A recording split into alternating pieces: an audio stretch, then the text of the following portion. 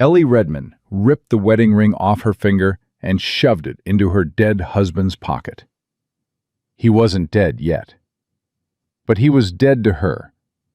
Wade stood in the doorway of the cabin, saddlebag over his shoulder, and he didn't look at the baby crying in the cradle, or the 6-year-old girl pressed flat against the wall, trying not to breathe too loud. He looked at the horse outside. "Don't follow me," he said. Ellie's hand found the iron poker by the stove. "Get out before I use this." He got out. If you're watching from somewhere you've ever had to choose between staying in a place that was killing you or walking into nothing with your children, tell us where you're tuning in from. Subscribe and follow along. This story's just getting started. 3 weeks later, the baby stopped crying. That silence woke Ellie faster than any scream. She rolled off the floor where she'd been sleeping, grabbed Tommy from the pile of blankets. His lips were blue.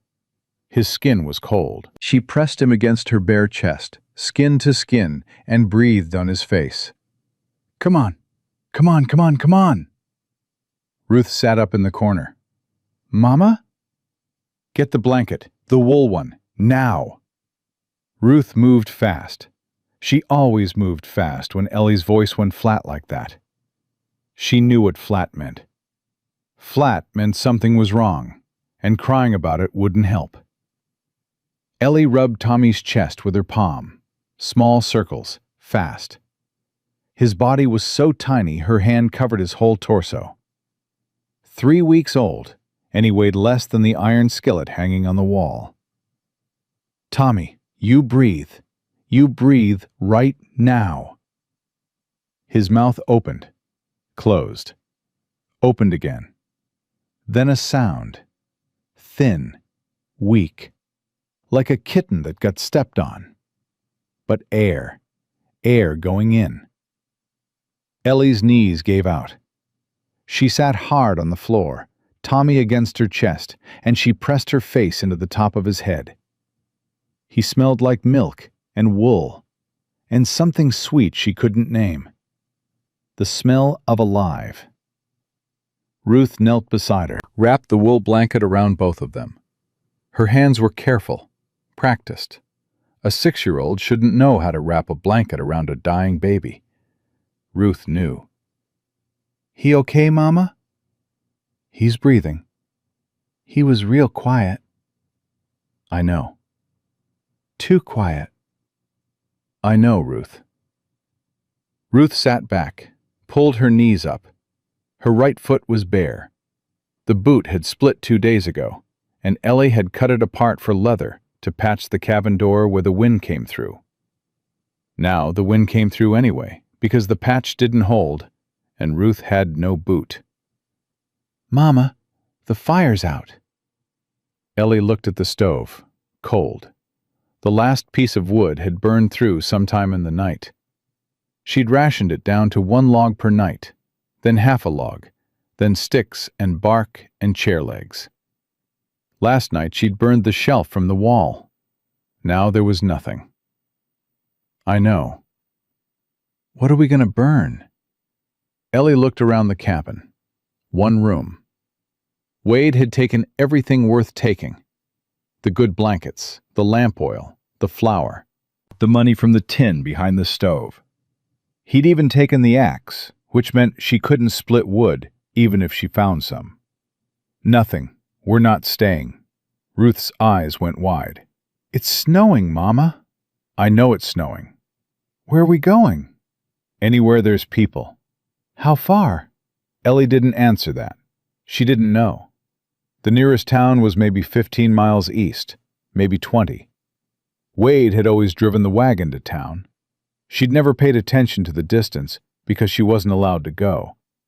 He said a wife didn't need to go to town. He said he'd get what they needed. He said a lot of things. "Ruth, put on your coat. Button it all the way." "What about my foot?" Ellie pulled off her own left glove. It was her father's, leather, too big for her hands, cracked at the knuckles. She knelt down, slid it over Ruth's bare foot, tied it at the ankle with a strip torn from her petticoat. That'll hold? It'll hold. It looks funny. Funny's fine. Frozen ain't. You ready? Ruth nodded. She didn't ask again where they were going. She'd learned that some questions didn't have answers, and asking them just made Mama's face go tight. Ellie wrapped Tommy against her chest with the wool shawl. He was breathing now, small and steady, his fists curled against her skin. She buttoned her coat over both of them. The coat barely closed. She'd lost weight since Tommy was born. Not by choice. There just wasn't food. She picked up the one bag she'd packed. 2 dresses, her father's pocket knife, her mother's sewing tin. The bag weighed almost nothing. Her whole life weighed almost nothing. Ruth, one more thing. Yes, Mama? If I fall down, you take Tommy and you keep walking east. You follow the sun in the morning. You don't stop. Ruth stared at her. Those brown eyes, too old for 6. You're not going to fall down. If I do. You won't. Ruth. I heard you, Mama. Take Tommy, walk east, don't stop. Ellie touched her daughter's face. Cold cheek, chapped lips, a bruise on her jaw from 3 weeks ago when Wade had shoved past her and she'd hit the doorframe. The bruise was green now. Healing. Everything healed if you gave it enough time and kept it away from what hurt it. They walked out into the snow. The cold hit like a wall. Ellie gasped. Tommy flinched against her chest but didn't cry. Ruth grabbed the back of Ellie's coat and held on. They walked. Talk to me, Ruth. About what? Anything. Keep talking so I know you're awake. I'm counting my steps. Good. Count out loud. 1, 2, 3, 4. Ruth counted. Her voice was thin in the wind, but steady. 37. 38. Good girl. Mama, how many steps to a mile? Don't know. Couple thousand, maybe? That's a lot. One at a time, Ruth. They walked for what felt like hours. The snow was past Ellie's knees in places. Each step was a fight.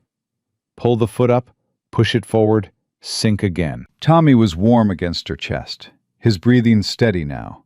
But every few minutes she'd press her hand against his back just to feel it rise and fall. Mama? Yeah? 212. Keep going. Mama, I see something. Ellie stopped, squinted. The snow was so thick the world was just white noise in every direction. Where? There. Big, dark thing. Ellie shifted direction. Her thighs were burning. Her back was a wall of pain. But she walked toward the dark shape because her daughter's eyes were better than hers, and Ruth never lied about what she saw. A wagon, half buried in a drift. Canvas top collapsed under the snow. One wheel twisted sideways, the axle cracked. A horse stood in the traces, head down, frost on its mane. Alive, but just barely. A man knelt beside the broken wheel. No hat. His coat was good wool, expensive, but soaked through and useless now. He was trying to lever the axle with a fence post. His hands were raw, bleeding. Ellie stopped 10 feet away. Watched him work for 3 seconds. That's all she needed. You're going to snap that post before you move that axle. The man spun around.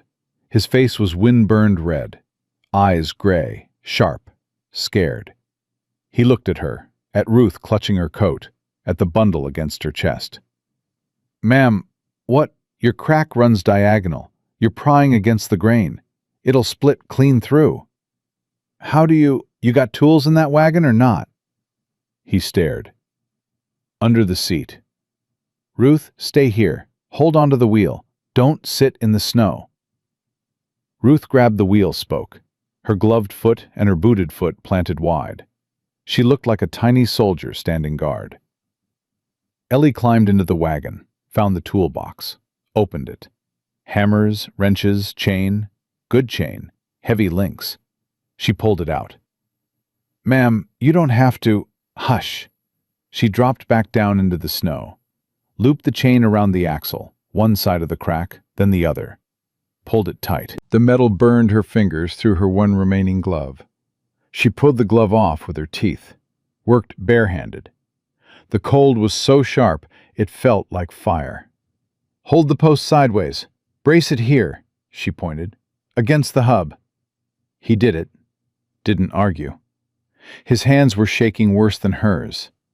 She needed a pin, something to lock the chain link. She reached into her bag, pulled out her father's pocket knife, opened it. The blade was 4 inches, good steel, folded back against the handle. She slid the handle through the chain link, locked it crosswise. "That's your knife." "I know what it is." "You're jamming it in. It's iron. Iron holds. My father made this knife, and he made it to last." She yanked the chain tight. The knife handle held. The links locked. "Test it. Roll forward. Slow." He climbed up, clicked the reins. The horse pulled. The wagon lurched. The wheel turned. Grinding, groaning, but it turned. 3 feet. 5. 10. The chain held. The knife held. He stopped, looked back at her. She was standing in the snow, barehanded, Tommy against her chest, her face red and her lips cracked, and her eyes daring him to say something about a woman fixing a man's wagon in a blizzard. He didn't say anything about that. He said, "You need to get that baby warm." "I know what my baby needs." "Ma'am, I got a ranch 12 miles north. There's a fire. There's food. I got a man who's delivered more calves than the county vet." "My son ain't a calf." "No, ma'am, but Dutch has got steady hands and good sense. That count for anything out here?"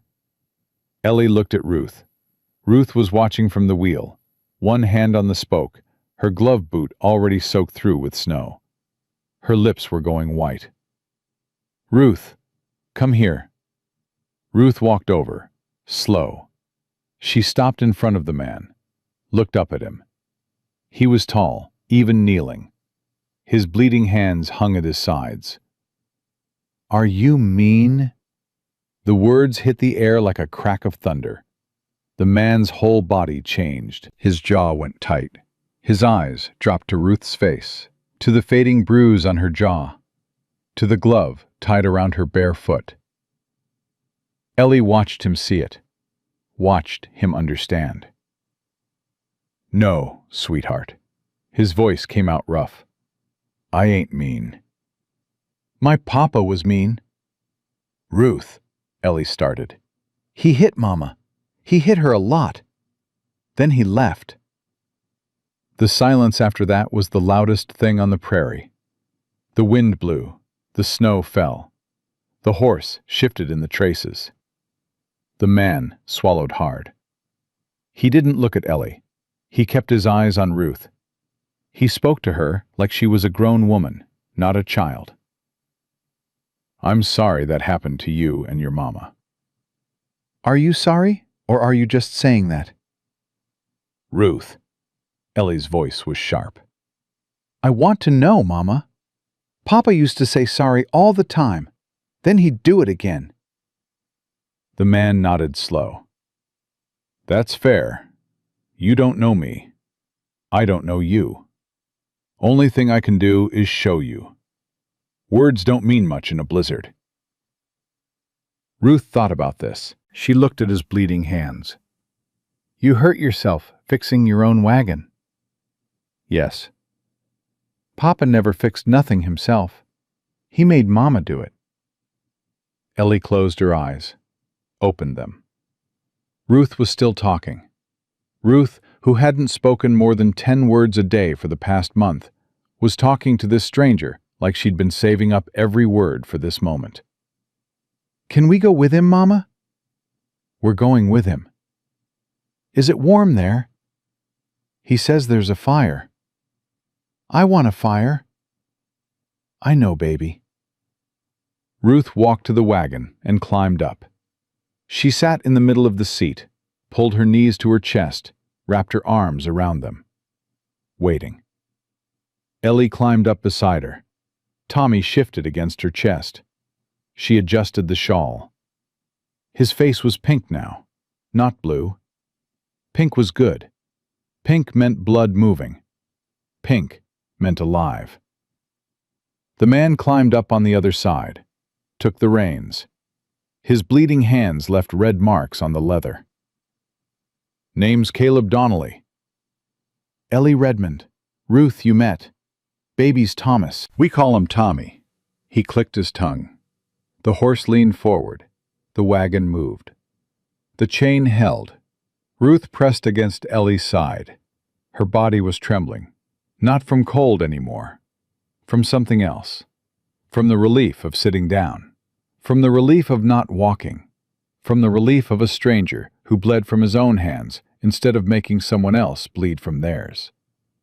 Mama? Yeah, baby. How many steps did I count? I don't know. How many? 419. That's a lot of steps. I can do more. I know you can. But I don't want to right now. You don't have to. Ruth put her head against Ellie's arm, closed her eyes. In 30 seconds, she was asleep. Just like that. The way children sleep when they finally feel safe enough to stop watching. Tommy stirred. Ellie needed to feed him. She looked at Caleb. He was watching the road ahead. She unbuttoned her coat, shifted Tommy, let him latch. Caleb kept his eyes forward. Didn't look, didn't comment, didn't make it into something it wasn't. Thank you, Ellie said. She didn't mean for the ride. Don't thank me yet. You ain't seen the house. Got walls? Last I checked. Got a roof? Mostly. Then it's better than where I been. They rode. The snow fell. Ruth slept. Tommy nursed. The wagon creaked and the chain groaned, and the horse's breath came out in white clouds that disappeared behind them. How far now? Maybe 6 miles. Your people know you're coming? They'll see the wagon. Dutch'll have coffee on. He always does. This Dutch, he good with children? Caleb was quiet for a moment. He gave his whole supper to a stray dog once. Slept hungry so the dog wouldn't. That ain't the same as children. No, ma'am. But the principle's the same. He don't let small things suffer if he can help it. Ellie looked at Tommy. Small thing. 3 weeks old. Born in a storm. Living through another one. He'd stopped nursing and was asleep now. Milk on his lips. His fists uncurled for the first time all day. Mama? Ruth's voice, muffled against her arm. Not asleep after all. Yeah, baby. That man's hoarse. He's real tired. I know. We should let him rest when we get there. Caleb made a sound. Not quite a laugh. Something softer. She's right. I'll make sure he gets extra oats. Ruth opened one eye, looked at Caleb, closed it again. That was enough. She'd checked. He'd passed. The miles went by. The snow didn't stop, but the wind died down some. The world got quieter. Just the creak of the wagon and the horse's hooves crunching, and Tommy's breathing, and Ruth's breathing, and her own heartbeat pounding in her ears like it had been pounding for 3 weeks straight, without stopping. Then Ruth sat up. Smoke! Ellie looked. A thin gray line against the gray sky, just barely there. If you weren't looking for it, you'd miss it. That's home, Caleb said. Then he caught himself. The ranch, Stone Ridge. Smoke means fire, Ruth said.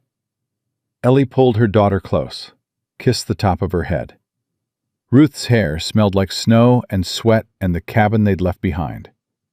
Soon it would smell like smoke and coffee and something cooking on a stove. Yeah, baby, smoke means fire.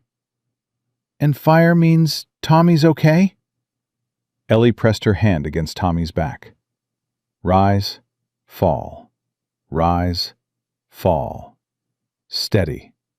Alive. Fire means we're all okay. The wagon rolled toward the smoke.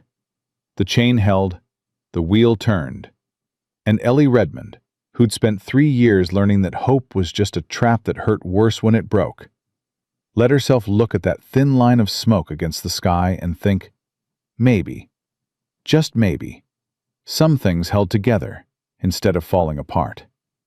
She didn't say it out loud, didn't dare. But Ruth must have felt it, because she squeezed Ellie's hand once, hard, the way a 6-year-old squeezes when she wants to say something she doesn't have words for yet. Ellie squeezed back. The smoke got closer. The wagon rolled into the yard, and the first thing Ellie saw was the old man standing on the porch with a shotgun. He wasn't pointing it at them, just holding it loose at his side. But his eyes were locked on the wagon, and he didn't blink. That's Dutch, Caleb said. He does that. Does what? Points guns at people? Watches. He's been watching since we came over the ridge. He knows it's me. Gun ain't for us. Dutch was maybe 60, thick through the shoulders, thin everywhere else. White hair cut short, a face like leather that had been left in the rain too many times. He set the shotgun against the porch rail when Caleb pulled the wagon to a stop. 3 other men came out of the barn, all of them old, all of them watching. Boss, Dutch's voice was deep, scratched like gravel in a tin cup. You're late by 2 days. Axle cracked on the south road. Dutch looked at the chain wrapped around the axle, at the knife handle jammed through the link. His eyebrows went up. That ain't your work. No, it ain't. Dutch's eyes moved to Ellie, to Ruth pressed against her side, to the bundle at her chest.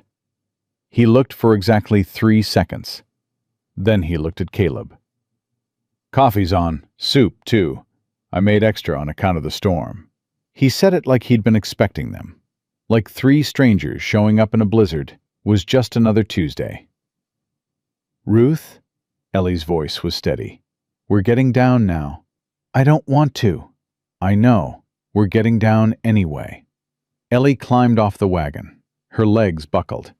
She caught herself on the wheel, one hand, knuckles white. Dutch moved forward. She held up her other hand. I'm fine. Ma'am, you ain't fine. You're about to fall over. I said I'm fine. Dutch stopped, looked at her hand held up like a wall between them. He nodded once, stepped back, gave her the space she needed to be not fine, on her own terms. Ruth climbed down next. She stood behind Ellie's leg, one hand gripping the fabric of her coat.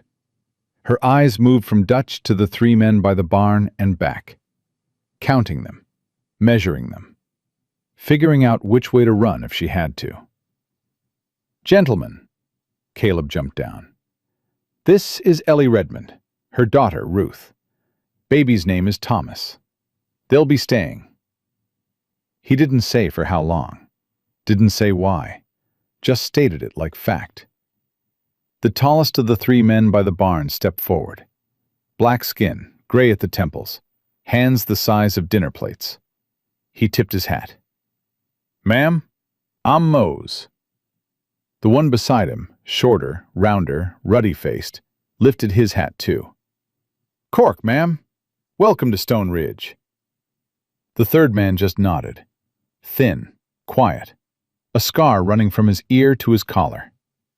Abel. Ruth stared at them. 4 men, all strangers. Her grip on Ellie's coat tightened until her fingers went white. Ruth. Ellie knelt down, eye level. These men work here. They're not going to bother you. How do you know? Because I'll kill anyone who does. She said it plain, not whispered, not soft, loud enough that every man in that yard heard it. Dutch's expression didn't change. Mose looked at the ground. Cork cleared his throat. Abel just nodded again, slower this time, like he understood exactly what kind of woman was standing in front of him, and exactly what had made her that way. Caleb broke the silence. Dutch, the baby needs looking at. Born early. 3 weeks ago. Dutch came down the steps, slow. He stopped 6 feet from Ellie. Didn't reach for Tommy. Didn't step closer. May I see him, ma'am? Ellie's arms tightened around the bundle. Every muscle in her body said no.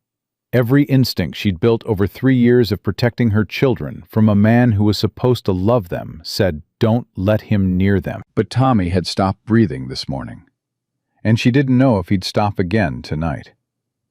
She pulled back the shawl. Tommy's face was pink, small, eyes closed. His lips moved in his sleep, sucking at nothing. Dutch leaned in, didn't touch, just looked. How much he weigh when he came? I don't know. There wasn't a scale. He eatin' good? When he eats, sometimes he won't latch. How often he sleep like that, deep, hard to wake? Too often. Dutch straightened up. His face was careful, the kind of careful that means someone is choosing their words before they say them. He needs warmth, steady warmth, not blanket warmth, body warmth, skin to skin, as much as you can. And he needs to eat every 2 hours, even if you gotta wake him. Babies born early, they forget to eat. They forget to breathe sometimes, too. You gotta remind him. I know about the breathing. Dutch looked at her. She looked back. Something passed between them. An understanding. He'd seen this before. Maybe not with a human baby, but with something small and born too soon and fighting to stay alive. I'll heat some stones, wrap 'em in cloth, keep 'em in the bed around him. Steady heat all night. Thank you. Don't thank me yet. Let's get him through the first night. Ellie followed Dutch inside. Ruth followed Ellie. The front door opened into a big room. Table in the center, chairs around it, stove against the wall throwing heat. The warmth hit Ellie's face like a hand. She stopped, stood there, let it soak in. Ruth walked straight to the stove, put both hands out. The glove on her foot was dripping. She didn't take it off.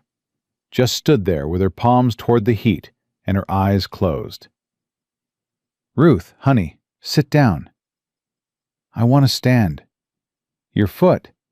I want to stand, Mama, near the fire. Please.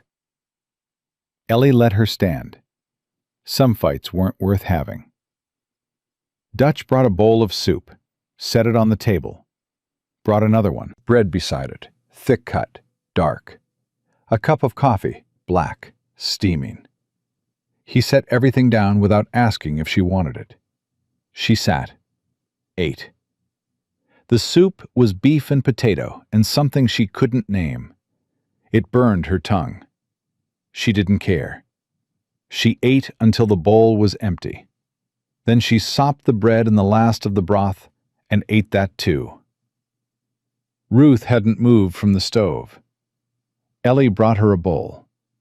Ruth took it with both hands, sat on the floor right there, cross-legged, and ate with a spoon gripped in her fist like she was afraid someone would take it away. Nobody's taking your food, Ruth.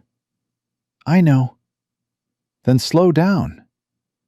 I don't want to slow down. I want more. Dutch appeared with a second bowl. Set it beside Ruth on the floor. Didn't say a word. Didn't pat her head. Didn't smile at her. Just put the food down and walked away. Ruth watched him go. Then she picked up the second bowl and ate it just as fast as the first. Caleb came in through the back door, stomping snow off his boots. He'd put the horse away, Ellie figured, fed it, Check the chain on the axle. A man who takes care of his animals before himself. Her father had been like that. Wade had not. Dutch, where are we putting them?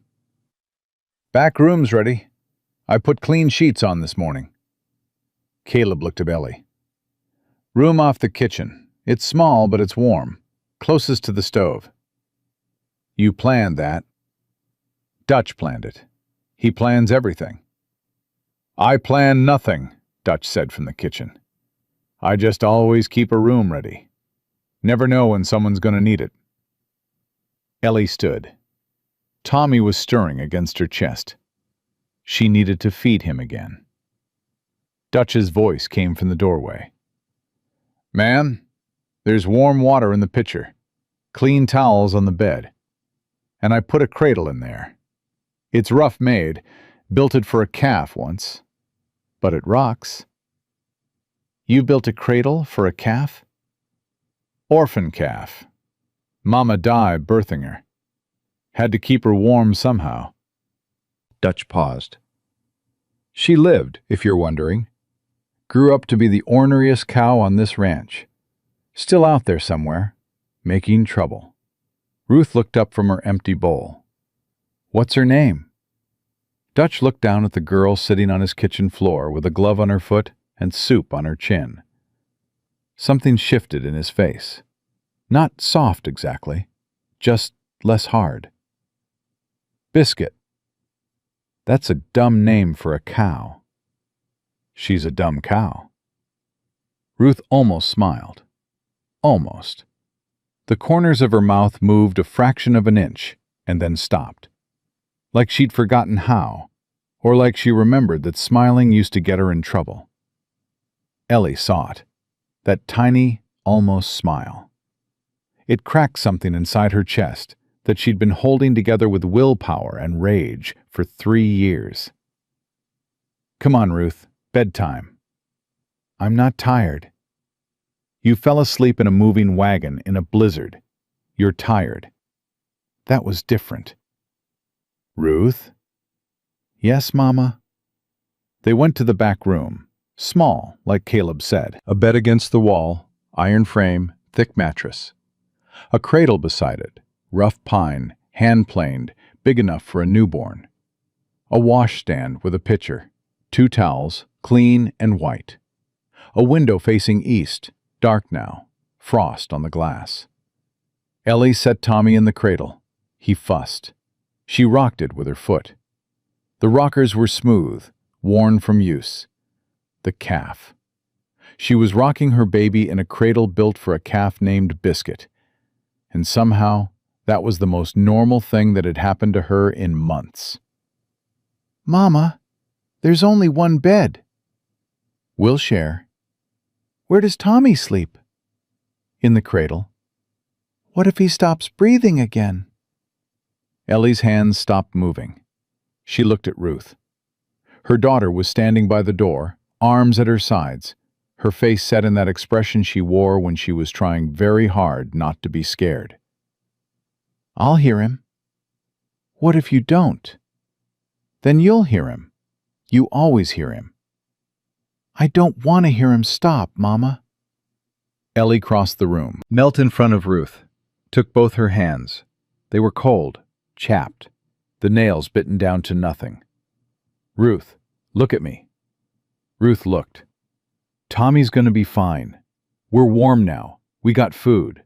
We got a roof that don't leak and a stove that's hot. And a man out there who knows about keeping small things alive. The calf man. The calf man, yeah. What about the other one?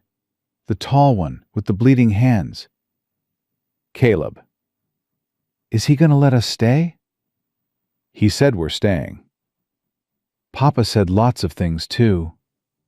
The words landed like stones dropped in still water, rings spreading out. Ellie held her daughter's hands tighter. I know, baby, but here's the difference. Papa said things to make us stay quiet. This man ain't asked us to be quiet about nothing. Ruth thought about this. He didn't tell me to hush when I asked if he was mean. No, he didn't. Papa would've. Yeah, he would've. Ruth pulled one hand free, touched Ellie's face. Her small fingers traced the line of Ellie's jaw, the cheekbone, the spot below her left eye where a scar sat, thin and white, from the night wade through the lamp. You're not scared, Mama? I'm always scared, Ruth. Being scared don't mean you stop moving. What does it mean? It means you move careful. Ruth nodded. She understood this. 6 years old, and she understood this better than most grown women Ellie had ever met. Because Ruth had lived it, had watched her mother live it, had pressed herself flat against a wall, trying not to breathe too loud, so her father wouldn't notice her. Mama? Yeah? My foot's prickly again. That's good. Let me see. Ellie untied the glove from Ruth's foot. The skin was red, not white, not black, red. Angry, but alive. She pressed each toe. Ruth flinched. Feel that? Ow, yes. Good. All 10? All 10, Mama. Then we're fine. She washed Ruth's foot with the warm water from the pitcher, dried it, wrapped it in one of the clean towels. Ruth climbed into the bed, pulled the blanket up, and lay staring at the ceiling. Mama? What, Ruth? 419. What? My steps, in the snow. I counted 419. That's a lot of steps for a little girl. I'm not little. No, you ain't. Ruth closed her eyes. Her breathing slowed. In 2 minutes, she was asleep, one hand hanging off the edge of the bed, the other curled against her chest. Ellie sat on the floor beside the cradle, rocked it with one hand. Tommy was sleeping deep, his mouth slightly open, his fists uncurled. She pressed her hand against his chest. Rise, fall. Rise, fall. A knock on the door. Soft. Yeah? The door opened. Dutch stood there with 2 flannel-wrapped bundles in his hands. Warm stones. She could feel the heat from where she sat, one on each side of him, not touching. Close enough he feels it. She took them, placed them in the cradle, one on each side of Tommy's body. The warmth radiated through the flannel. Tommy sighed in his sleep. His body relaxed in a way she hadn't seen since he was born. Like he'd been clenching every muscle for 3 weeks and finally let go. Dutch. Ma'am? Thank you. You said that already. I meant it more this time. Dutch looked at her for a long moment. Then at Ruth sleeping in the bed. Then at Tommy in the calf cradle with the warm stones. Ma'am, I don't know what happened to you out there, and I ain't gonna ask. But I raised 4 daughters before I came to work for Caleb. All of 'em grown now, all of 'em married, all of 'em tougher than any man I ever met. He paused. You remind me of the toughest one. He pulled the door shut. His footsteps faded down the hall. Ellie sat there on the floor. The warm stones glowed with heat beside her son. Her daughter slept in a real bed for the first time in weeks. The stove thumped softly through the wall, a heartbeat in the bones of the house. She pulled off her boots. Her feet were raw, blistered where the too big leather had rubbed. She peeled off her stockings. The skin underneath was white, pruned from sweat and snowmelt. She wiggled her toes. They all moved. She thought about the cabin she'd left, the empty wood box, the door Wade had walked through without looking back, the 3 weeks of burning furniture and chair legs and shelves to keep her children alive. The morning Tommy stopped breathing, and she'd held him against her bare chest and screamed at him to come back. She thought about 419 steps in the snow. She thought about a man whose hands bled from fixing his own wagon. She thought about a calf named Biscuit, and an old man with 4 daughters and warm stones wrapped in flannel. She lay down on the floor beside the cradle, not in the bed, not yet. She needed to be close enough to feel Tommy breathe, close enough to hear if the rhythm changed. She pulled her coat over herself like a blanket. The floor was wood, hard, cold at the edges, but warm near the wall where the stove heat came through. Her father's pocket knife was still jammed in that chain on the axle outside. She'd need to get it back tomorrow. That knife was the last thing he'd made before the fever took him. 4-inch blade, bone handle, iron rivets. He'd given it to her on her 16th birthday. Said every woman should know how to cut herself free. She hadn't understood then. She understood now. Her eyes closed. Tommy breathed beside her. Ruth breathed above her. The house creaked with wind and settling wood. Somewhere upstairs, a floorboard groaned. Caleb, moving in his room. Then quiet. For the first time in 3 weeks, Ellie Redmond slept without one eye open. Not because she trusted this place, not because she felt safe, but because her body had finally run out of the energy it took to stay afraid, and sleep came whether she wanted it or not, deep and heavy and black as the prairie sky outside the frosted window, where the snow kept falling and the smoke kept rising, and the warm stones kept Tommy alive through the longest night of his short, stubborn, impossible life. Tommy lived through the night, and the next one, and the one after that. By the 4th morning, Ellie stopped pressing her hand against his chest every 10 minutes. By the 7th, she stopped sleeping on the floor and moved to the bed beside Ruth. By the 10th, she stopped counting his breaths. He was gaining weight. She could feel it when she lifted him, the heaviness of him, the way his body filled out the shawl instead of swimming in it. Dutch's warm stones had become a nightly ritual. Every evening he'd bring 2 new ones, wrapped in flannel, still radiating heat from the stove. He'd knock once, leave them by the door. Never came in without asking.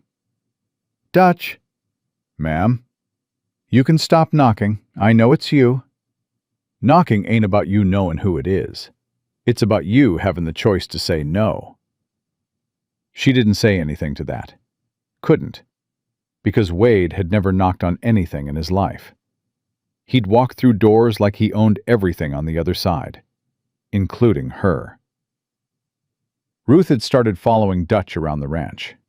Not close, 20 feet behind, like a barn cat that wanted to be near people but didn't want to be touched.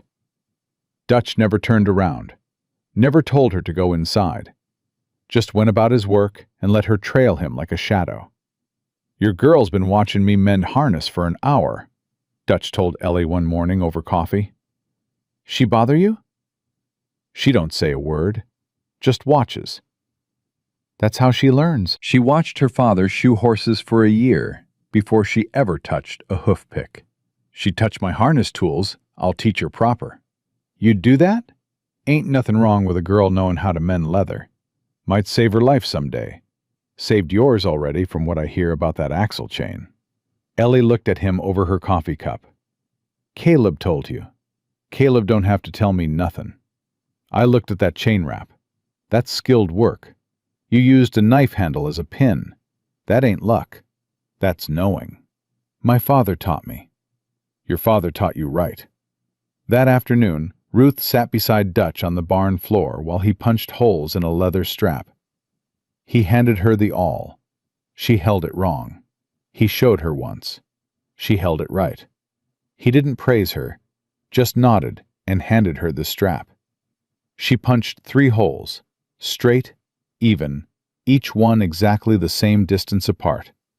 Dutch looked at those holes for a long time. Then he looked at Ruth. "You got your mama's hands." Ruth looked at her own hands. Small, chapped, the nails bitten down. "Mama says I got my grandpa's hands." "Same thing, I reckon." 3 weeks in, Ellie found the ledgers. She'd been cleaning Caleb's office. Small room off the main hall. Desk, chair, shelves with books and papers stacked in no particular order. She wasn't snooping. The ledger fell when her rag caught the spine. It hit the floor, open. Numbers, columns, dates. She picked it up, read the first column out of habit.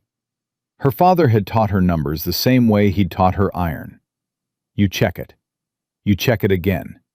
If it don't add up, something's wrong. It didn't add up. She checked the second column. Wrong. Third. Wrong. She carried the ledger to the kitchen table, went back for 2 more, spread them out, started adding. Caleb came in at supper, stopped in the doorway. Ellie was bent over the ledgers, pen in her hand, ink on her fingers. Ruth was asleep on the floor by the stove, with Tommy in the calf cradle beside her, both of them warm and breathing and quiet. "What are you doing?" "Your books are wrong." He pulled out a chair, sat down. "How wrong?" "Wrong enough to matter. Your hay supplier's been overcharging you since March. 10% each month. That's near $300 this year." "300? Maybe more. I'm still checking." She turned a ledger around, pointed. "This column says you paid $42 for fence wire in April, but the receipt says $36. The difference went somewhere." "Where?" "That's what I'm trying to figure out." Caleb leaned back, looked at the ledgers, then at her. "Last bookkeeper was a man named Fenton. Came highly recommended." "By who?" "The hay supplier." Ellie let that sit. Caleb's jaw tightened. He stood, walked to the window, stood there with his hands in his pockets, looking at nothing. "How long would it take you to fix it?" "Fix it or find everything he stole?" "Both." "A week. Maybe less if you keep the coffee coming." He almost smiled. She saw it. The corner of his mouth moved. Then it stopped. "I'll keep the coffee coming." She worked 4 nights. After Ruth and Tommy were asleep, she'd sit at the table with the lamp turned high and the pen scratching and the ink turning her fingers black. Same color her father's fingers used to be. Grease and ink and iron. All the same shade of honest work. Caleb brought her coffee without asking, set it by her elbow, watched her work for a minute, then left. Every night the same. The coffee, the watching, the leaving.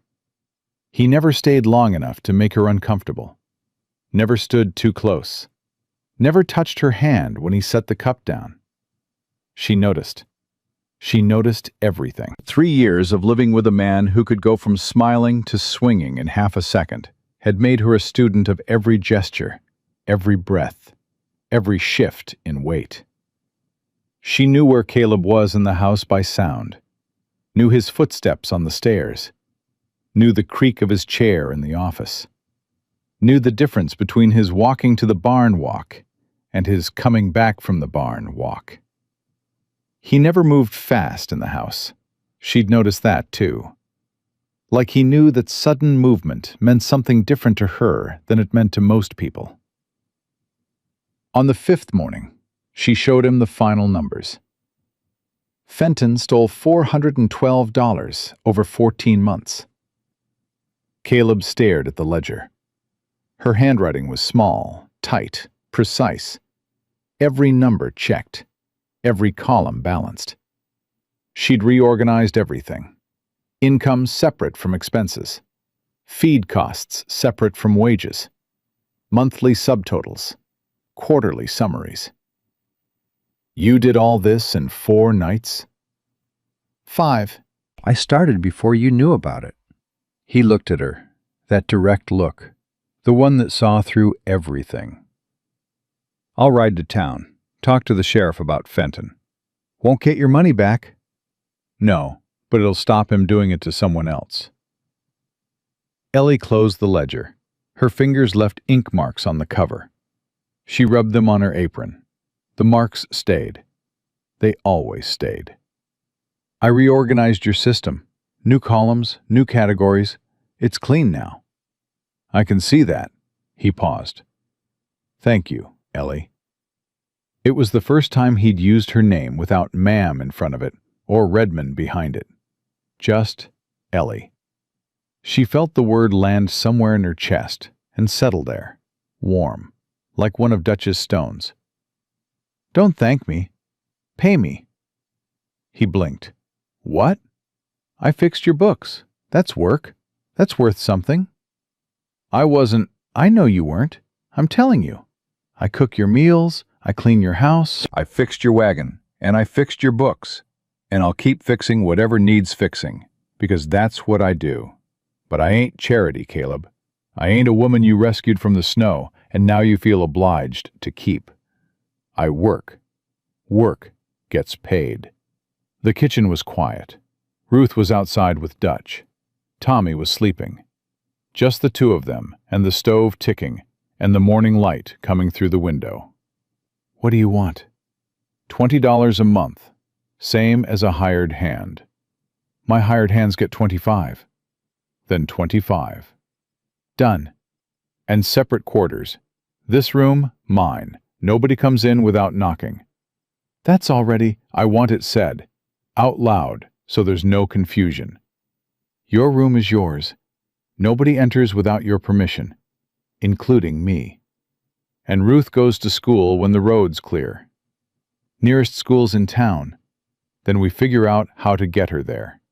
Caleb nodded, slow, thinking. Cork drives the supply wagon to town every 2 weeks. Ruth could ride along. Stay with the school teacher's family during the week. Come back weekends. I'll think on it. You do that. They looked at each other across the table. Two people who'd been broken in different ways, standing on either side of a ledger full of numbers that finally added up right. Ellie. What? $25 a month ain't enough for what you're worth. I know, but it's a start. 6 weeks in, February now. The snow hadn't stopped, but it had slowed. The drifts were 5 feet against the barn wall. The cattle were losing weight. Caleb rode out every morning to check on them, came back every evening with his face raw from wind. Ellie had a routine now. Up before dawn, fire, coffee, breakfast for Caleb and the men. Ruth helped. She cracked eggs now, careful, one-handed, the way Dutch had taught her. She buttered bread. She set the table with the plates in the right spots because she'd memorized where every man sat, and she liked things to be right. Tommy was 6 weeks old, getting fat, getting loud. He cried now, real crying, not that kitten sound from before. Strong lungs. Dutch said it was a good sign. A quiet baby worries me. A loud one, that's just a baby doing its job. The buggy came on a Tuesday. Ellie heard it before she saw it. Bells on the harness. Fancy ones. She was hanging wash on the line inside the barn. Frozen shirts and trousers that would dry stiff in the cold air. Ruth was beside her, handing up clothespins one at a time. Mama, somebody's coming. Ellie walked to the barn door. A buggy was pulling into the yard. Black lacquer body, red wheels, brass fittings polished to a shine. The horse was a high stepper, glossy, prancing in the snow like it was too good for the ground. The woman who climbed down was maybe 50, dressed like she was going to church on Easter Sunday. Dark green coat with fur trim, hat with feathers, gloves that matched. She looked at the ranch yard the way a person looks at a stain on a tablecloth. Ruth, take Tommy inside. Stay in our room. Why? Because I said so. Ruth took the baby, went inside. She didn't argue when Ellie used that voice. That voice meant something was coming, and children shouldn't be near it. Ellie wiped her hands on her apron. She was wearing the gray dress. Her hair was pulled back. Her boots were muddy from the yard. She looked like exactly what she was, a working woman on a working ranch. The woman smiled. You must be the one everyone's talking about. Ma'am? I'm Harriet Crenshaw. My husband owns the bank in town. I'm an old friend of Caleb's late wife. She looked Ellie up and down. The muddy boots, the work-reddened hands, the apron with stains from breakfast grease. My, you've certainly settled in. Can I help you with something, Mrs. Crenshaw? I thought I'd come see for myself. The whole town's been buzzing. A woman and 2 children living out here with Caleb Donnelly. No husband, no chaperone. She smiled wider. You can imagine what people are saying. I don't have to imagine. I don't much care, either. Oh, but you should, dear. Reputation is everything for a woman in your position. My position. Alone, dependent, vulnerable. Each word placed careful, like pins in fabric. A woman without a husband needs the good opinion of her community. Without it, well... She let the silence fill in the rest. Ellie's hands were shaking. She pressed them flat against her apron. I work here, Mrs. Crenshaw. I cook. I clean. I keep the books. I earn my wages. Wages? Harriet's eyebrows rose. How modern. And the children? They just live here? With a single man? With their mother, who works here. Of course, of course. That smile again. It's just that Caroline, God rest her, Caroline would have been heartbroken to see her home turned into a... Well, I'm sure you understand. A what, Mrs. Crenshaw? I'm only saying this because I care, dear. About Caleb, about his reputation, about what's proper. She glanced at the house. Is he home? I'd love to speak with him. He's checking cattle in the north pasture. Then I'll wait. Ma'am, with respect, I think you should go. Harriet's smile froze. Excuse me? You came out here in a blizzard, in a fancy buggy, to tell me I'm ruining a dead woman's house. You dressed up for it. You practiced that speech about reputation. And now you want to wait around so you can say the same thing to Caleb? Ellie stepped forward. One step. Her muddy boots left a print in the snow. I got 2 children in that house. One of them almost died in a snowstorm 3 weeks ago. The other one flinches when a man raises his voice because her father used his fists instead of his words. I walked 15 miles in a blizzard to keep them alive. You drove here in a heated buggy to tell me I should worry about what people think. Harriet's smile was gone. Her face was white, not from cold. Mrs. Crenshaw, I don't know what your life is like. Maybe it's nice. Maybe you got a warm house and a husband who don't hit you, and enough money that your biggest worry is what people are saying about a stranger on a ranch 20 miles from town. Good for you. I mean that. Ellie's voice was steady now. The shaking had stopped. It always stopped when she got past the fear and into the truth.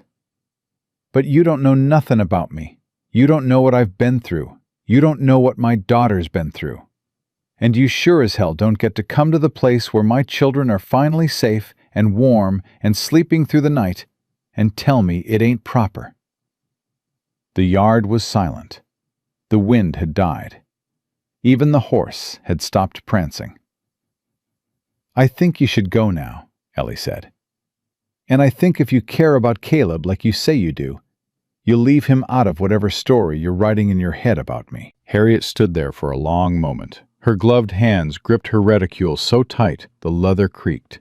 Then she turned, climbed into the buggy, took the reins, and drove away without a word. Ellie watched until the buggy disappeared. Then her knees buckled. She sat down right there in the snow. Her hands were shaking again. Both of them, hard. That was something. She looked up. Mose was standing by the barn door, arms crossed. His face was unreadable. How much did you hear? Enough. He walked over, stood beside her. Didn't offer a hand. Didn't tell her to get up. Just stood there. That woman's been coming around here since Caroline died. trying to get Caleb to marry her niece. You just ended that. I didn't mean to end anything. I just wanted her to leave. Sometimes that's the same thing. Mose was quiet for a moment. Ma'am, can I tell you something? Go ahead. I was born a slave in Virginia. Got free in '63. Walked from Richmond to Kansas with nothing but the shirt on my back.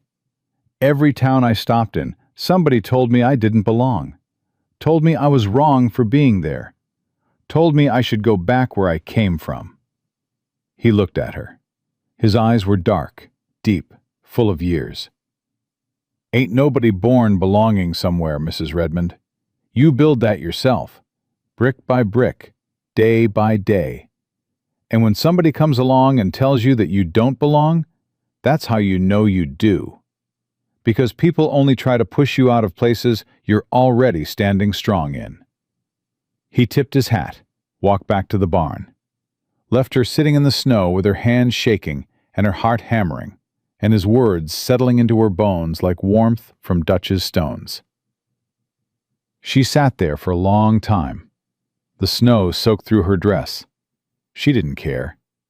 She was thinking about bricks, about building, about what it meant to stand strong in a place and dare someone to push you out. The front door opened. Ruth stood there, Tommy in her arms, held careful against her chest the way Ellie had taught her. Support the head. Always support the head. Mama, the fancy lady left. Yeah, baby.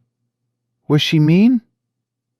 Ellie looked at her daughter, 6 years old, standing in the doorway of a house that wasn't theirs, holding a baby that almost died, asking the only question that mattered.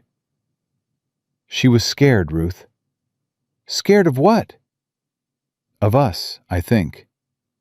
That's dumb. We ain't scary.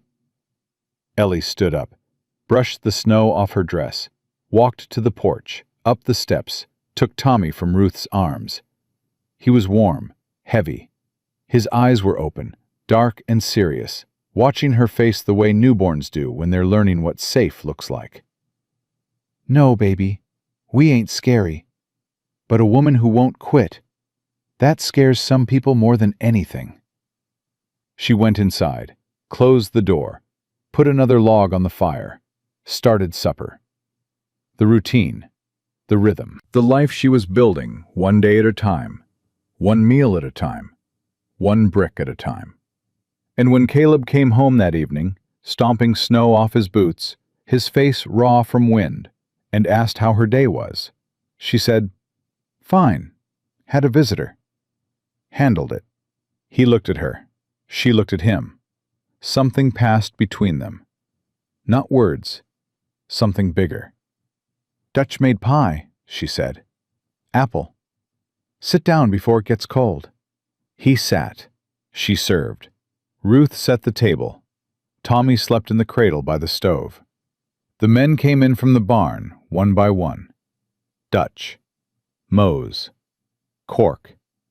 Abel. They sat. They ate. They talked about cattle and fence lines and the price of hay. And nobody talked about the fancy buggy that had come and gone. Nobody mentioned the woman in the green coat. Nobody asked Ellie what had happened in the yard. They didn't have to. Mose had told them. And every man at that table had chosen his side without saying a word. 2 months. That's how long the quiet lasted. Ellie should have known. Quiet never lasted. Quiet was just the space between one storm and the next. And if you'd lived through enough of them, you learned to feel the pressure drop before the wind hit. It was a Thursday morning. She was kneading bread. Tommy was in the cradle by the stove, awake now, his eyes following her hands as they pushed and folded the dough. He did that, watched her work. 8 weeks old, and he already knew what her hands looked like when they were busy. Ruth was at the table doing sums. Ellie had started teaching her numbers the week before, using dried beans as counters. Ruth was fast, scary fast. She'd add columns in her head before Ellie finished writing them down. Mama, 14 plus 9 is 23. You sure? I'm sure. I counted twice. Good girl. Do the next one. The front door opened. Ellie didn't look up. Caleb always came in around this time for his second cup of coffee. His boots on the floor, his weight on the chair, the scrape of the cup across the table. She knew the sounds of him the way she knew the sounds of the house. But the boots were wrong. Too heavy, too fast. And there was a smell, whiskey and horse sweat and something sour underneath. She looked up.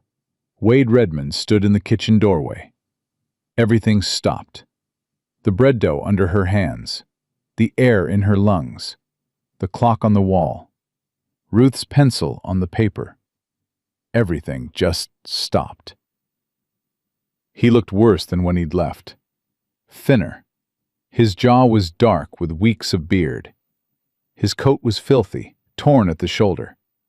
His eyes were red-rimmed, bloodshot. But they were the same eyes.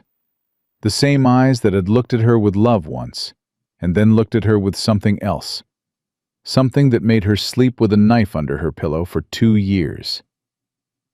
There you are, he said. Like she'd been hiding. Like she'd done something wrong by not being where he'd left her. Ruth made a sound, not a word. A sound. The sound a rabbit makes when the shadow of a hawk passes over it. She was out of her chair and behind Ellie in half a second, pressed against her mother's back, both hands gripping Ellie's dress. Tommy started crying. He'd never heard Wade's voice before, but babies know. They feel it in the air, the way the room changes when danger walks in. Wade, Ellie's voice came out flat, dead flat, the flattest it had ever been. You look good, Ellie. Real good. Better than you ever looked with me. He smiled, the smile that used to make her stomach drop. Nice place. Warm. You done well for yourself. Get out. Now that ain't friendly. I come all this way to find my wife and children, and that's what I get? I ain't your wife. Ring says different. Law says different. You left us. In the dead of winter, no food, no wood, no money. Your son was 3 weeks from being born, and you rode out on the only horse, and you didn't look back. I had business. You had gambling debts. Wade's eyes changed. That shift. She knew it. The temperature in the room dropped 10 degrees. Ruth pressed harder against her back. Her small fingers were digging into Ellie's ribs. Careful, Ellie. Or what? You'll hit me? You'll hit me in front of your daughter again? She remembers, Wade. She remembers all of it. I never hit that girl. You shoved her into a doorframe. She had a bruise on her jaw for 3 weeks. She was 5 years old. That was an accident. Everything was an accident with you. Your fist was an accident. The lamp was an accident. The time you dragged me across the floor by my hair, that was an accident too, wasn't it? Wade took a step forward. 1 step. Ellie's hand moved to the table, to the bread knife. Her fingers closed around the handle. She didn't lift it, just held it. You gonna cut me, Ellie? If you take another step toward my children, I'm gonna do a lot more than cut you. They stood there, 3 feet apart, the bread knife between them. Tommy screaming in the cradle. Ruth, silent behind her mother's back. I want my son. You don't have a son. Boy's mine by blood. Boy's mine by everything else. I carried him. I birthed him. I kept him alive when he stopped breathing in a cabin you left us to die in. You don't get to walk in here and claim him like he's a horse you forgot to tie up. Wade's hand shot out. He grabbed her wrist, the one holding the knife. His grip was iron, the same grip that had left bruises on her arms so many times she'd stopped counting. Let go of me. Put the knife down. Let go of me, Wade. You're my wife. These are my children. I got rights. You got nothing. The back door opened. Caleb walked in. He took one step into the kitchen and stopped. His eyes went from Wade's hand on Ellie's wrist, to the bread knife, to Ruth pressed flat against her mother's back, to Tommy screaming in the cradle. Take your hand off her. Wade turned his head, looked at Caleb, sized him up the way men do. This ain't your business, friend. You're in my house. That makes it my business. I'm here for my wife and children. That woman works for me. Those children live under my roof. And you've got your hand on her wrist hard enough to leave marks. I'm going to say it one more time. Take your hand off her. Wade's grip tightened. Ellie felt the bones in her wrist grind together. She didn't flinch, didn't make a sound. She'd had worse, so much worse. Wade, her voice was steady. There are 4 men outside that barn who have been watching you since you rode into this yard. Every one of them is armed. Every one of them will come through that door if I raise my voice. Let go of my wrist and walk out of this house and ride away. That's the only way this ends without somebody getting hurt. I ain't scared of some old ranch hands. You should be. They fought in wars you can't spell. They've buried better men than you, and they've spent 2 months watching me and my children heal from what you did to us. How do you think they feel about you right now? The back door was still open. Dutch stood just outside it, shotgun in his hands, not pointing it, just holding it, the way he'd held it the first day Ellie arrived, watching. Behind Dutch, Mose. Behind Mose, Abel. Cork was somewhere else, probably circling around to the front. That's what Cork would do. He talked too much, but he thought fast. Wade saw them. His jaw worked. The muscles in his neck tightened. He was calculating, the way he always calculated. Risk versus reward. Cost versus gain. You turned these people against me. You turned yourself, Wade. I didn't have to say a word. They took one look at my daughter's face, and they knew. Knew what? What kind of man leaves bruises on a 5-year-old? Wade released her wrist, shoved her backward. She hit the table edge with her hip. Pain shot through her side. She didn't drop the knife. Caleb moved, fast. Faster than Ellie had ever seen him move. He was between her and Wade in 2 steps, his hand flat on Wade's chest, pushing him back. Not hitting, not punching, just pushing. Steady, firm, immovable. That's enough. Get your hand off me. You just shoved a woman holding a bread knife with a baby 3 feet away. You're done here. She's my wife. She's a person, and she told you to leave.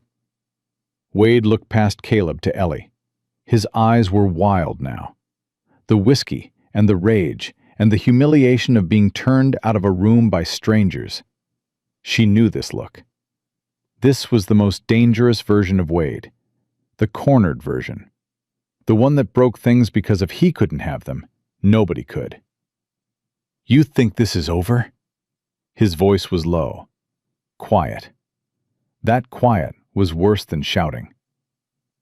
I'll go to the sheriff. I'll get a lawyer.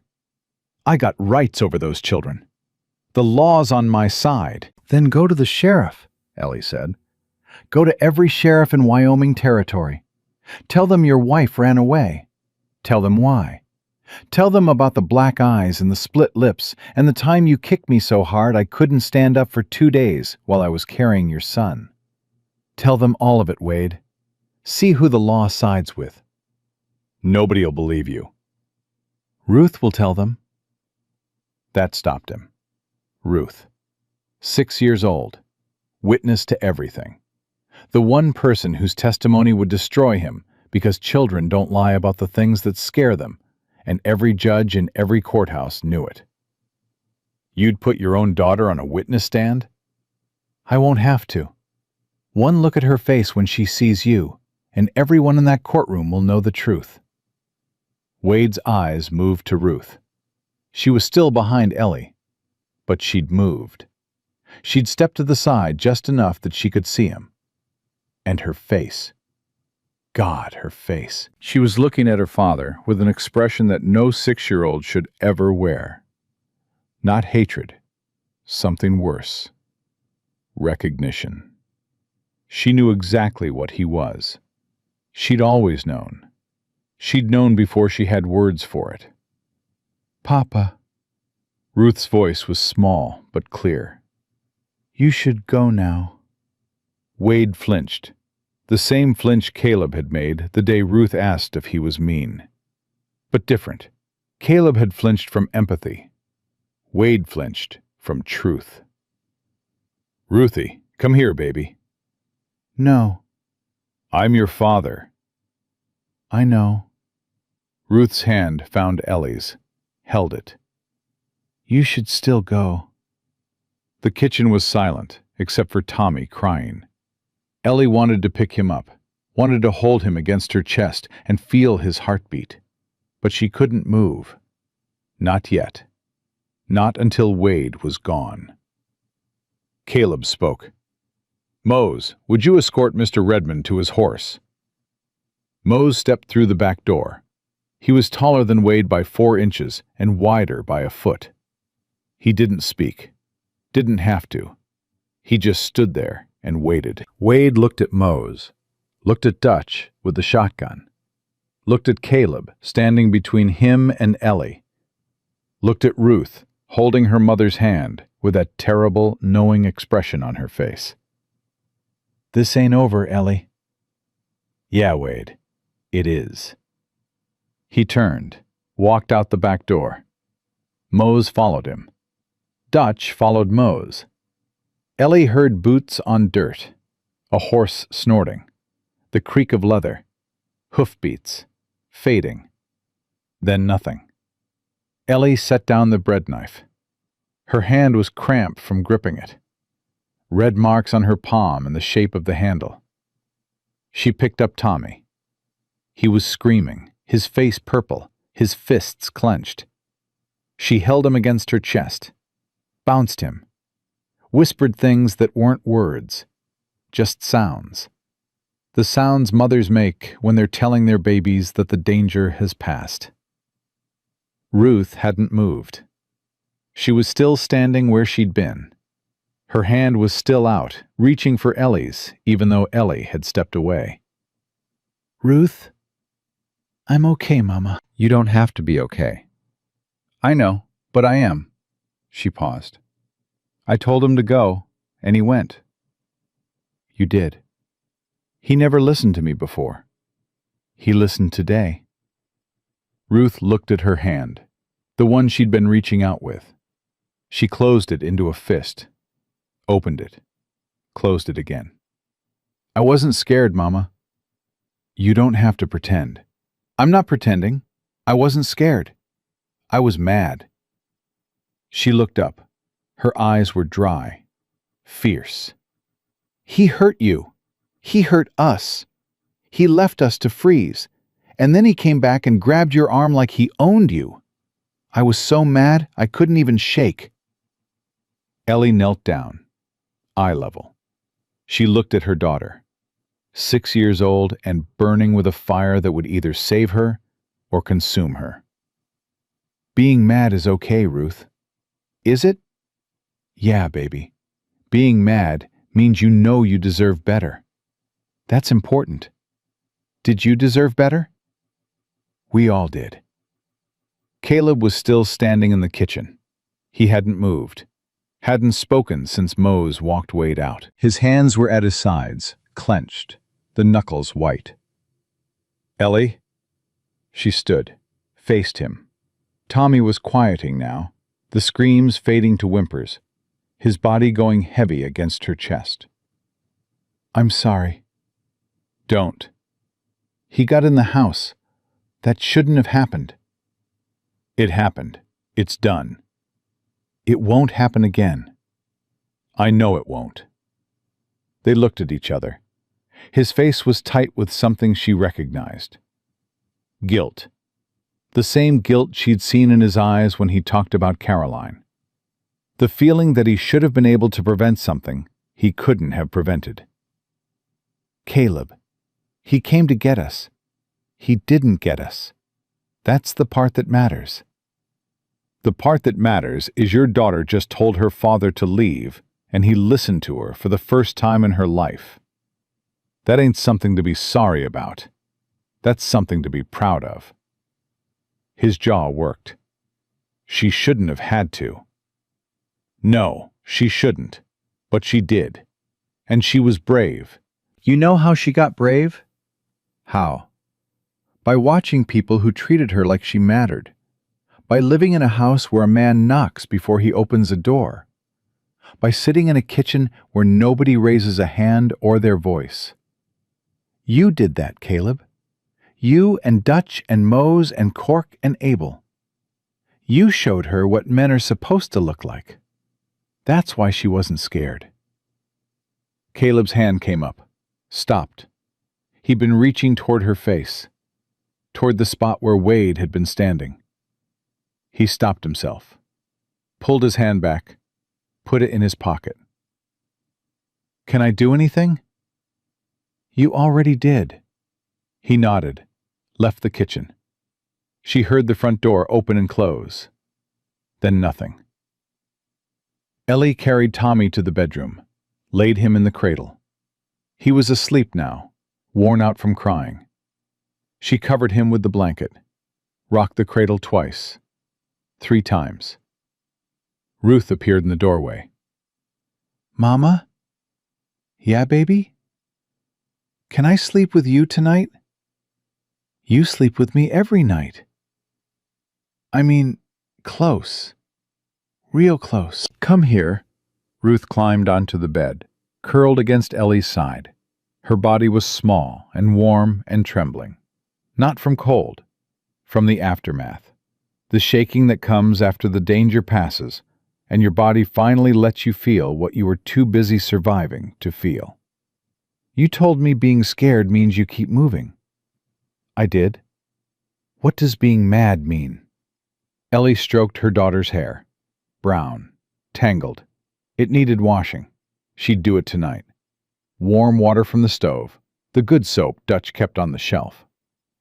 Being mad means you stopped accepting things that hurt you. Being mad means you know your own worth. Being mad means nobody gets to treat you like you're nothing, ever again. Ever? Ever. Ruth's breathing slowed. Her body stopped trembling. She pressed closer against Ellie. Mama? Yeah? I don't want him to come back. He won't. How do you know? Because he saw something today he's never seen before. What? People standing between him and what he thinks he owns. That scares men like your papa more than anything. A man who hurts people only does it when nobody's watching. When people watch and they stand up, he runs. That's what he did today. He ran. Ruth was quiet for a long time. Her fingers played with the edge of the quilt on the bed. The quilt Dutch had found in a trunk in the attic and brought down for Ellie's room. Blue and white. Not a wedding ring pattern, just simple squares. Honest squares. Mama? What, Ruth? That man, Caleb, he stopped between you and Papa. He did. Papa was bigger. Didn't matter. Why not? Because standing between someone and what's hurting them ain't about being bigger. It's about being willing. Willing to what? To take the hit, if it comes. Ruth thought about this for a long time. Ellie could feel her thinking, the gears turning in that 6-year-old mind that was too old and too sharp and too hurt for its age. He's a good man, Ruth said finally. Not a question, a statement, an assessment, a verdict from the one person in this house who had the most reason to doubt, and the most right to judge. Yeah, baby, I think he is. How long till we know for sure? Time'll tell, Ruth. Time always tells. 419 steps, Ruth whispered. What? That's how far we walked in the snow. 419 steps. From the bad place to here. She yawned. That wasn't very far. It was far enough. Ruth closed her eyes. In 30 seconds, she was asleep. Ellie lay there. Tommy breathed in the cradle. Ruth breathed against her side. The house was quiet. The storm outside had picked up again, wind rattling the windows. But inside was warm. Inside was safe. She looked at her wrist. Red marks where Wade had gripped. They'd bruise by morning, purple by afternoon, yellow by next week, gone by the week after. They always went away.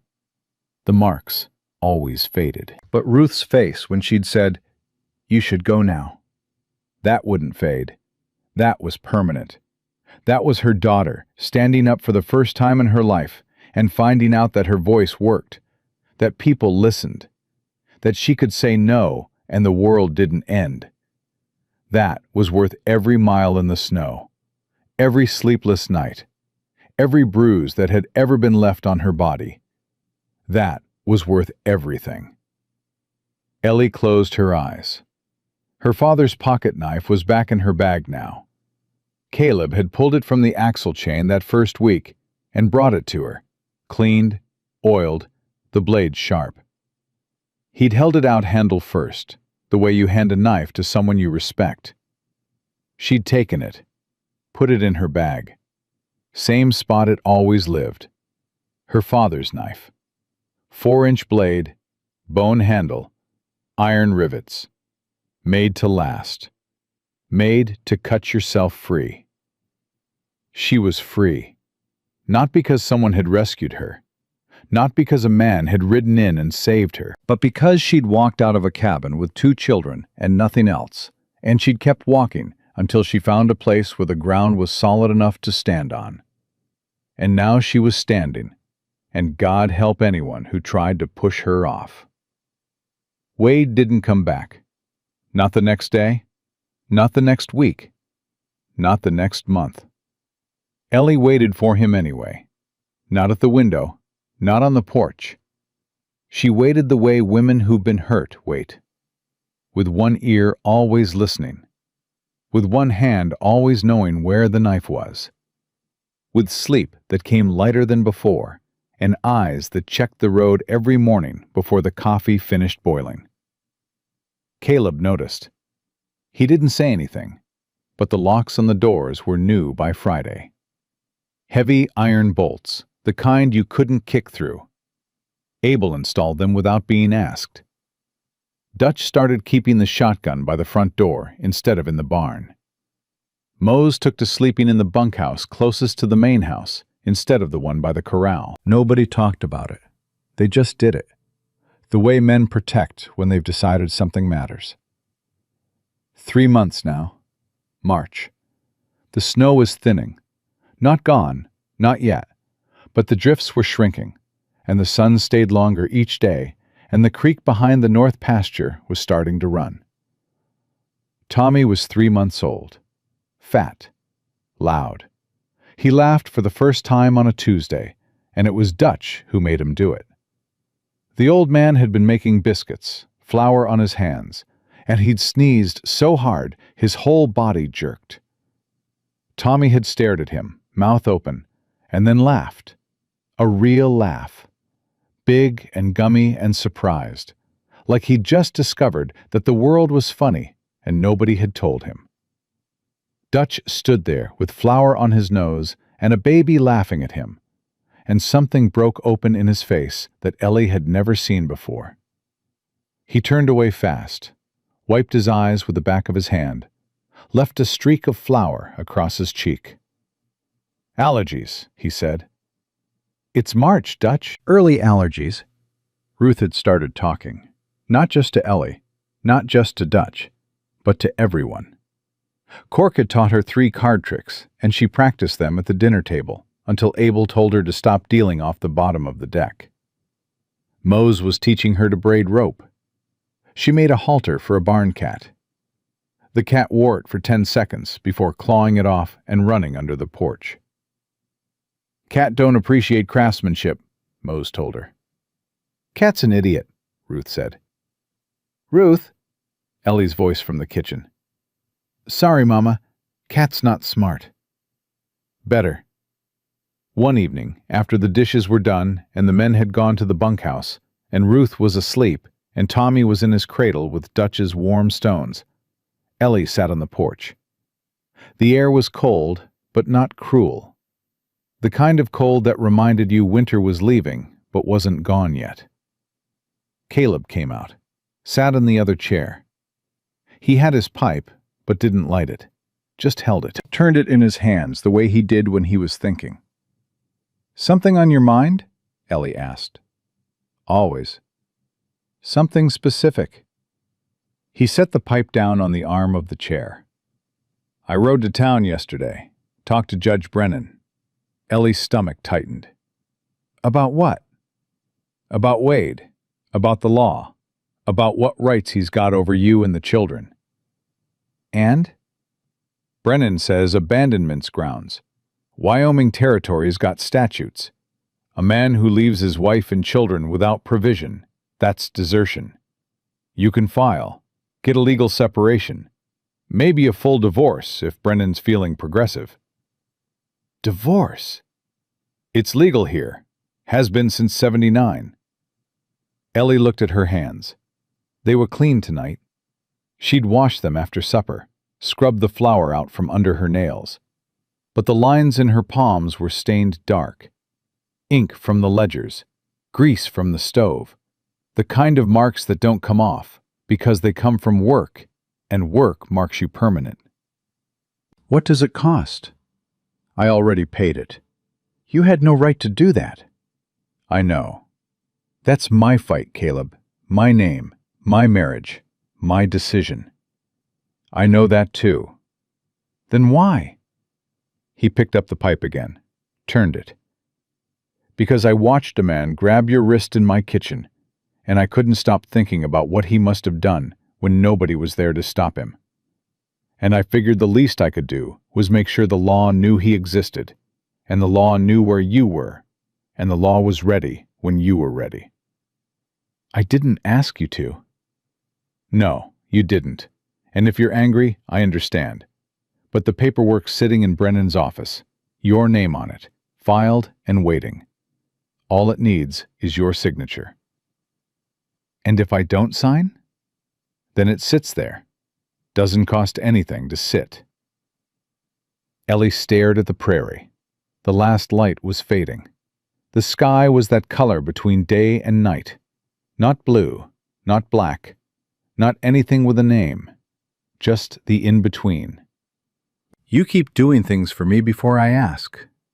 "That a problem?" "It's a pattern. Furniture before I proved myself. Wages before I asked.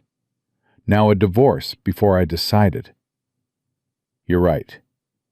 I need you to stop." "I can't." She looked at him. He was looking at her.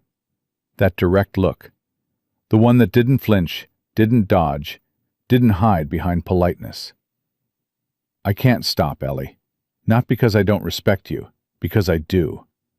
I watch you work 18 hours a day. I watch you raise 2 children alone. I watch you fix everything in this house, the books, the stovepipe, the hinge on the barn door that Abel couldn't figure out. I watch you do all of it without asking for help, without complaining, without stopping. And I think, she shouldn't have to ask. She shouldn't have to fight for every single thing. Someone should just see what needs doing and do it." "That's not how it works between people, Caleb." "Then tell me how it works." "You ask. You ask first. You say, 'Ellie, I want to do this thing. Is that all right with you?' And then I say yes, or I say no, And you listen either way. And if you say yes? Then we do it together, not you doing it for me. Together. He nodded, slow, processing.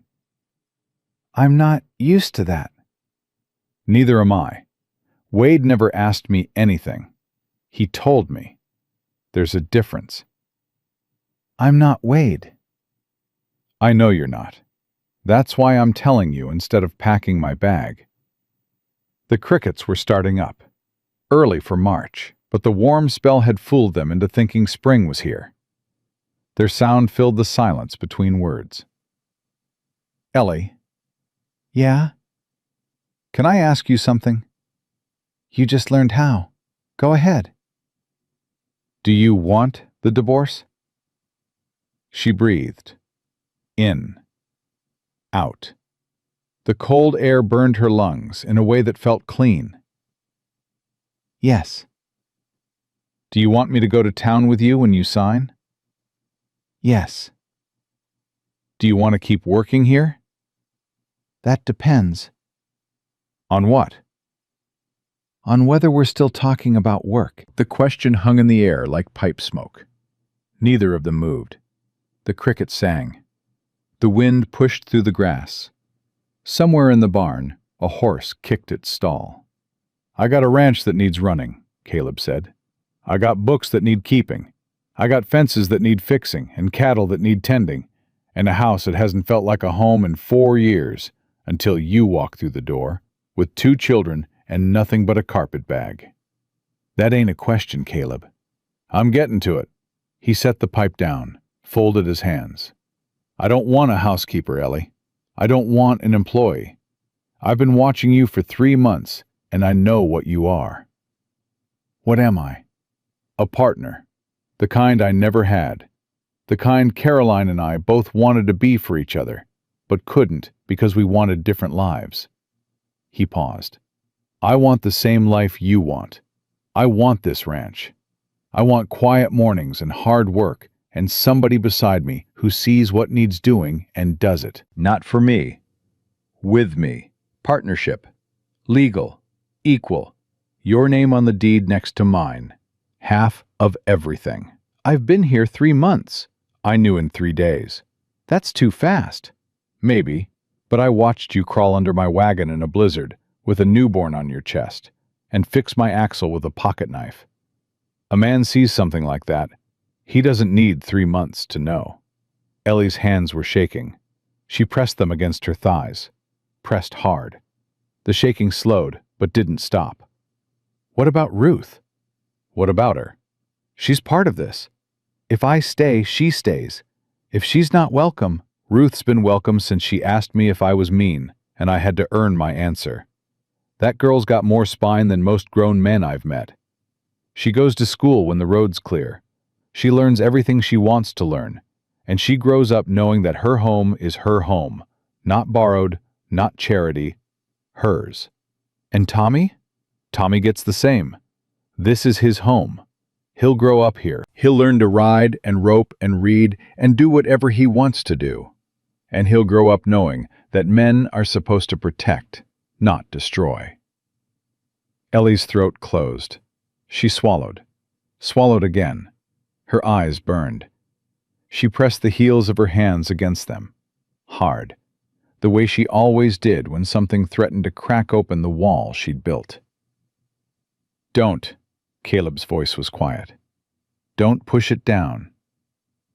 I don't know how else to. You do. You just haven't let yourself in a long time. The wall cracked. Not all at once. Just a fracture. A hairline split like the one in that axle 3 months ago. But enough. Enough for something to get through. She cried. Not loud, not dramatic. Just tears sliding down her face and dripping off her chin and landing on her hands in her lap. The hands that had fixed a wagon and kneaded bread and held a knife between her children and their father. Those hands, shaking and scarred and ink-stained, caught her tears. She cried for 2 minutes, maybe 3.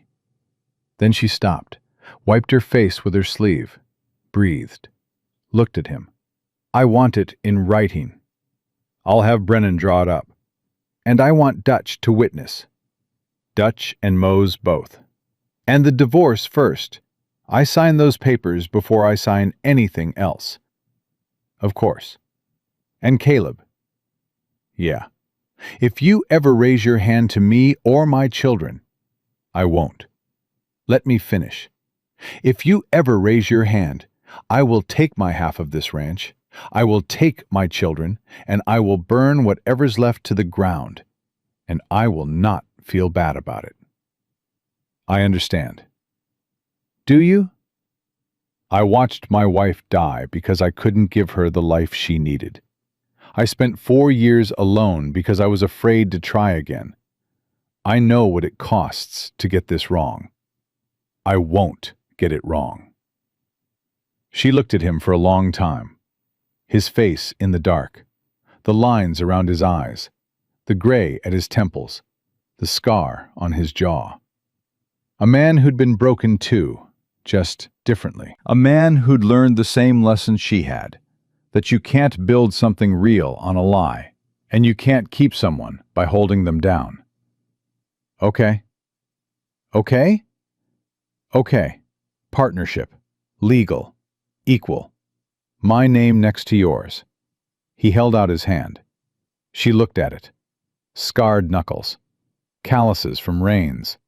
A cut on his thumb that was still healing from fence work. A working hand. An honest hand. She took it. They shook. Hard. Firm. The way people shake when they mean it. When it's not polite, it's binding. "Partners," he said. "Partners." They held the grip for 3 seconds. 4. 5. Then released. Ellie's palm tingled. She rubbed it against her thigh. Same as before. Same gesture. But different now. Everything different now. They went to town on Monday. Ellie signed the divorce papers first. Her handwriting was steady. Each letter formed careful. Ellie Redmond. The pen didn't shake. The ink didn't blot. Judge Brennan stamped it, recorded it, filed it in the leather-bound book. Then the partnership papers. Caleb had them drawn up already. She read every word, every clause. Equal partnership in Stone Ridge Ranch. Equal say. Equal share. If one partner died, the other inherited everything. If one wanted to leave, assets divided fair. Her name was there, printed in Caleb's handwriting. Eleanor Redmond, partner. She signed. He signed. Dutch signed as witness. Mose signed beside him. Brennan stamped it, filed it. Walking out of the courthouse, they passed Harriet Crenshaw on the boardwalk. Harriet saw them, started to speak, stopped, looked at Ellie, at Caleb, at the way they walked side by side, neither ahead nor behind. "Good morning, Mrs. Crenshaw," Ellie said, polite, clear, the voice of a woman who owned half a ranch and didn't owe anyone an explanation. Harriet nodded once, kept walking. They drove home in the wagon, the same wagon she'd fixed 3 months ago. Caleb had replaced the axle proper, new wood, iron-banded, built to last, but Ellie's chain was still there, coiled under the seat. He'd kept it. She didn't ask why. She knew. Ruth was waiting on the porch when they pulled into the yard. Tommy on her hip, held careful, head supported. Dutch beside her, pretending to whittle but really watching the road. "Mama, you were gone a long time." "Had business in town." "What kind of business?" "The kind that means this is our home now, for real, for legal." Ruth looked at Caleb. He looked back. She studied him the way she studied everything, careful, thorough, missing nothing. "For how long?" "For as long as we want, Ruth." "What if we want forever?" "Then forever." Ruth nodded, satisfied. She turned and carried Tommy inside. Over her shoulder, she said, "Dutch-made pie. It's almost cold."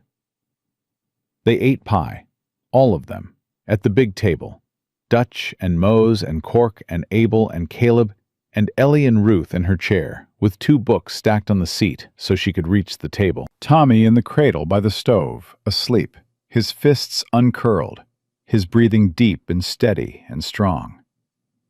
Cork told a story about a horse that stole his hat. Abel almost laughed.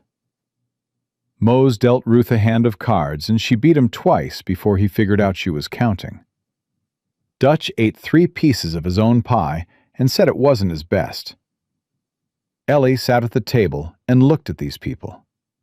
These strangers who had become family. These men who had stood between her children and danger without being asked. This house that had been empty and quiet for 4 years and now had a baby laughing and a girl counting cards and pie crumbs on the floor. After supper, after dishes, after Ruth was asleep and Tommy was in his cradle with warm stones and the house was quiet, Ellie went to her room. She closed the door, sat on the bed. She opened her bag, pulled out her father's pocket knife. 4 inches, bone handle, iron rivets. She held it in her palm. The weight of it, the balance. Her father had made it to last. She opened the blade. The steel caught lamplight, sharp, clean. The edge he'd put on it 20 years ago, maintained by her hands ever since. Every woman should know how to cut herself free. She'd done it. She'd cut herself free from Wade, from the cabin, from the life that was killing her. She'd cut through the snow and the cold and the fear, and she'd come out on the other side, holding 2 children and nothing else. And she'd built something from nothing. She closed the knife, set it on the washstand beside her father's pocket watch. The brass case ticked, steady, reliable. The same rhythm it had kept for 20 years in his shop while he bent iron and fixed what was broken. She looked around the room, her room, the bed with the blue and white quilt, the cradle with Tommy sleeping, the wardrobe with 3 dresses now, gray, brown, and a new blue one she'd sewn from fabric she'd bought with her own wages. Her father's leather apron on the nail by the wardrobe, still crooked, still cracked, still smelling like smoke and iron, and the man who taught her that everything broken could be fixed if you had steady hands and the right tools. She touched the apron, ran her fingers along the cracked leather, the burn marks from forge sparks. "I did it, Papa," she whispered. "I found solid ground." She sat back on the bed. Tommy breathed. Ruth breathed in the room above, the room Caleb had given her last week, her own room, with a desk for schoolwork and a shelf for books and a window that faced east so the morning sun woke her. The house settled around them.